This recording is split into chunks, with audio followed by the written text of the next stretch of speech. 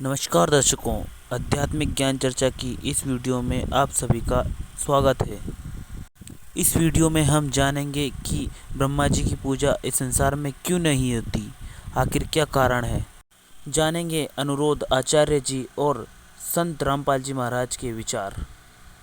अगर आप हमारे YouTube चैनल पर नए हैं तो सब्सक्राइब करें, बेल आइकन दबाएं, लाइक करें, कमेंट करें, शेयर करें। मेरा क्वेश्चन ये है कि अपने मतलब स्टार्टिंग में ही ब्रह्मा विष्णु महेश थे। अपने जो ब्रह्मा है वो क्रिएट करते हैं सारा कुछ, और जो अपने विष्णु हैं वो उसको मेंटेन करते हैं कहीं ना कहीं, और जो महेश हैं वो कहीं ना कहीं डिस्ट्रॉय करते हैं एट दी एंड। तो मैं ये पूछना चाहता हूँ कि हम विष्णु और महेश की तो पूजा करते हैं कहीं ना कहीं, लेकिन ब्रह्मा जी को क्यों नहीं पूजते, और पुष्कर में ही क्यों पूजे जाते हैं वो।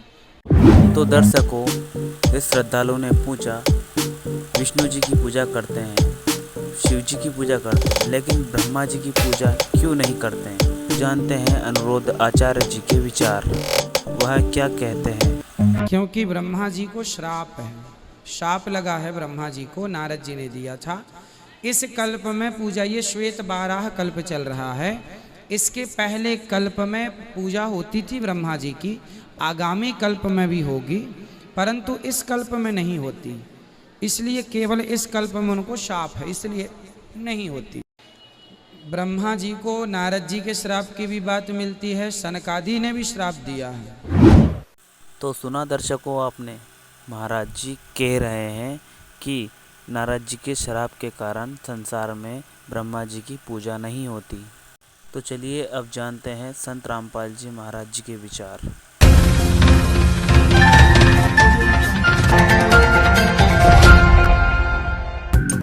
ब्रह्मा जी जब उत्पन्न हुआ, श्री विष्णु जी के नाभि से कमल निकला और उसके ऊपर ये बैठे विराजमान पाया अपने आप को। काफी समय तक उस डंठल को पकड़कर नीचे उतरा, ऊपर नीचे घूमा, कहीं और छोर नहीं मिला, तो वापस उस कमल के फूल पर आकर विराजमान हो गया। तब आकाशवाणी करी क्षर पुरुष ने, ज्योति निरंजन ने, कि तप करो तप करो। अब ब्रह्मा ने वो आकाशवाणी परमेश्वर की मानकर तप शुरू कर दिया। जब इसने 1000 वर्ष तक तप कर लिया, फिर आकाशवाणी हुई कि सृष्टि करो। अब तप से बैटरी चार्ज होगी। तो अब ब्रह्मा जी ने सोचा, वेदों में जो लिखा है ये भी भगवान की वाणी, और जो मैंने सुना हुआ भी भगवान की वाणी। अब वेदों में जो ज्ञान है वो परमेश्वर परम अक्षर ब्रह्म का दिया हुआ है। 5 वेद दिए थे परमेश्वर ने इस क्षर पुरुष को, इसके अंतःकरण में फीड कर दिए थे।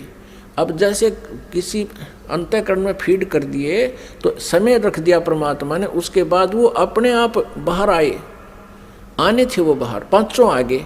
लेकिन इसने देखा पढ़ करके 5वें वेद में बहुत जानकारी थी परमपिता की, सत्य पुरुष की, परम अक्षर ब्रह्म की।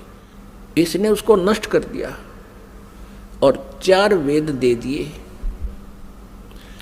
अब चारों वेदों को ब्रह्मा जी ने पढ़ा तो कहा, माता इसमें ओम नाम लिखा है और मैं परमात्मा को पाऊंगा। दुर्गा ने कहा कि यदि तेरा पिता तुझे नहीं मिला, तू कहाँ जा रहा है, तो तू क्या करेगा भाई, अगर तेरे को तेरा पिता नहीं मिला, क्योंकि उसने प्रतिज्ञा कर रखी है तुम्हें दर्शन नहीं देगा।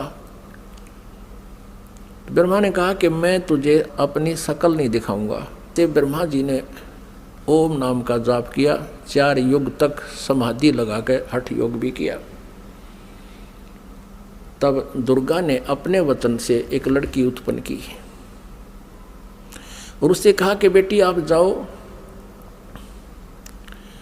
और ब्रह्मा को जो समाधिस्थ है उसको उठाओ और कहो कि आपको माता याद कर रही है, तेरे बिना सृष्टि नहीं रची जा रही। अब 4 युग जब बीत गए, आकाशवाणी की दुर्गा को सरपुरुष ने कि दुर्गा सृष्टि रचो। दुर्गा ने कहा, प्रकृति देवी ने कहा कि आपका ज्येष्ठ पुत्र आपकी खोज में गया है, मेरे मना करते करते भी गया है। तब आकाशवाणी से कहा उस काल ने, सरपुरुष ने, कि उसको बुलाओ, मैं कभी दर्शन नहीं दूंगा। तब वो लड़की वहाँ भेजी। लड़की ने जाकर के देखा कि आवाज़ लगाई, ब्रह्मा उठा नहीं। तब दुर्गा से अपना आकाश यानी अंदर से अंतःकरण से फ़ोन किया, टेलीफोन किया कि माता ये उठ नहीं रहा, अब क्या करूं, बहुत आवाज़ लगा ली। दुर्गा ने कहा कि तू इसके चरण स्पर्श कर, चरण स्पर्श करते ही ब्रह्मा की आंखें यानी समाधि टूट गई। सामने देखा युवा लड़की को। ब्रह्मा जी ने कहा कि तू कौन कुलटा आ गई है, तुझे मैं श्राप दूंगा, तू मेरा तप भंग करने को आई है। तब लड़की ने कहा मेरे को माता ने भेजा है और आपके बिना सृष्टि रची नहीं जा रही है, बहुत चिंता है माता को, आप चलो। तब ब्रह्मा ने कहा कि कैसे चलूं, पिता के दर्शन हुए नहीं। माँ से मैं प्रतिज्ञा करके आया था कि यदि प्रभु मुझे प्राप्त नहीं हुए तो मैं तुझे शकल नहीं दिखाऊंगा, दर्शन नहीं दूंगा, लौट कर नहीं आऊँगा। अब कैसे चलूँ, मुझे परमात्मा मिला नहीं। फिर ब्रह्मा ने कहा कि तू एक काम कर, मेरी झूठी गवाही दे दे तो मैं तेरे साथ चल पड़ूँ। अब उस लड़की ने सोचा कि माँ का कार्य नहीं हुआ तो अक्षुब्ध होगी, और यदि मैं झूठ बोलूँगी तो ये कह दे कि इसने अपनी मर्जी से बोला है, तो फिर मैं मारी जाऊँगी, मेरे ऊपर ज़्यादा भार आएगा। तब उसने शर्त रखी कि तू मेरे साथ विलास कर, तब मैं तेरी झूठी गवाही दूंगी, तू मेरे साथ ऐसा कर। ब्रह्मा ने सोचा कि परमात्मा के दर्शन हुए नहीं, वैसे मैं घर जा नहीं सकता। उसने उस लड़की की बात को स्वीकार किया। फिर लड़की ने अपने वचन से एक और लड़की उत्पन्न की और कहा कि 1 से 2 गवाह ज़्यादा अच्छे होते हैं।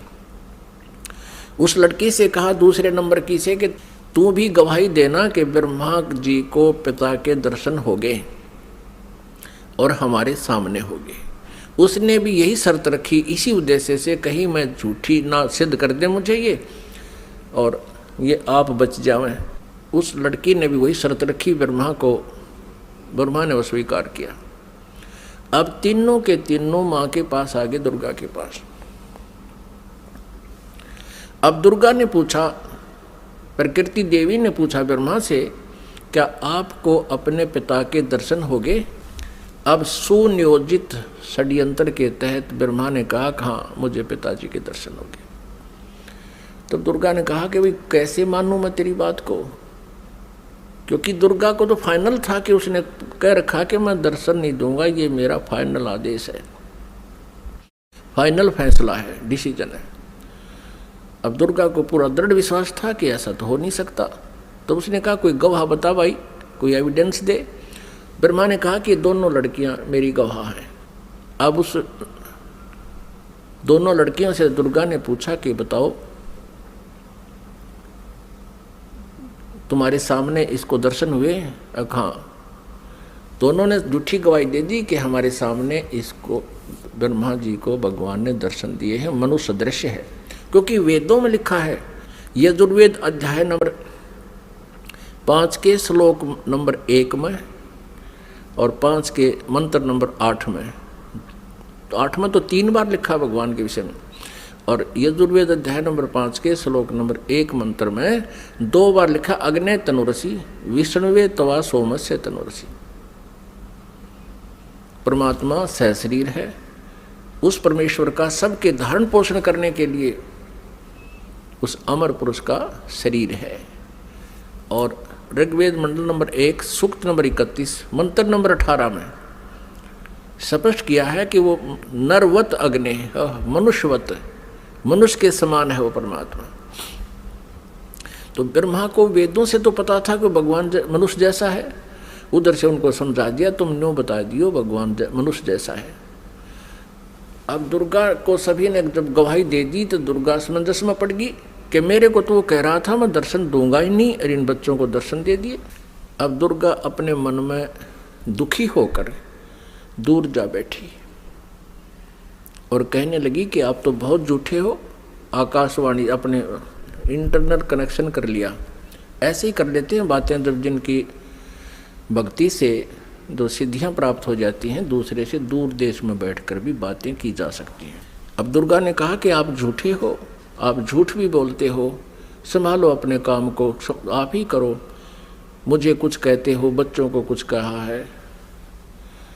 तब उस आकाशवाणी की उस काल ने, ब्रह्म ने, क्षरब्रह्म ने कि तीनों झूठ बोल रहे हैं, मैंने कोई दर्शन नहीं दिए। तब वो आई करड़ी होकर दुर्गा, जैसे जांच अधिकारी को जब पता लग जाता है कि सच्चाई क्या है, पहले तो विनम्रता से पूछता है वो थानेदार, और फिर सोटा ठाकर खड़ा हो जाता है, सच्ची बता दो, झूठ बोलते हो तुमने उससे पता किया, मैंने उससे पता किया, वो ऐसे ऐसे कर। तब वो कहने लगा कि मुझे आकाशवाणी हुई है परमात्मा की कि तुमने को कोई दर्शन नहीं हुए हैं। तब ब्रह्मा हंसने लग गया कि माता, मैं प्रतिज्ञा करके गया था कि पिताजी के दर्शन नहीं हुए तो मैं आपको दर्शन नहीं दूंगा। पिता के दर्शन हुए नहीं थे, हम तीनों ने मिलकर झूठ बोल दिया वापस आने के लिए। तब दुर्गा ने हम तीनों को श्राप दे दिया। ब्रह्मा को श्राप दिया कि तेरी जग में पूजा नहीं होगी और तेरे जितने भी अनुयायी वंशज होंगे तेरे जैसे लपाड़ लफंडर झूठे होंगे, सच्चाई का पता नहीं होगा पर विद्वान कब आएंगे। तो ब्रह्मा जी के अनुयायी कौन है? ऋषि महर्षि, और उनको वेदों का बिल्कुल ज्ञान नहीं था और महर्षि की पदवी पा गए। अभी दिखाएंगे, घबराना ना, कोई पहली बार सुन रहा हो, पूरी डिटेल दिखाएंगे कि सतयुग के ब्राह्मण और गुरु ऋषियों को वेदों का ज्ञान कैसा था। उनको वेदों का ज्ञान ही नहीं था। अब ब्रह्मा जी को बड़ी चिंता हुई कि मेरे को श्राप दे दिया, मेरी पूजा नहीं होगी। ब्रह्मा मूर्छित हो गया, इस आघात ऐसी लगी उसको वचन। अगर आप हमारे YouTube चैनल पर नए हैं तो सब्सक्राइब करें, बेल आइकन दबाएं, लाइक करें, कमेंट करें, शेयर करें।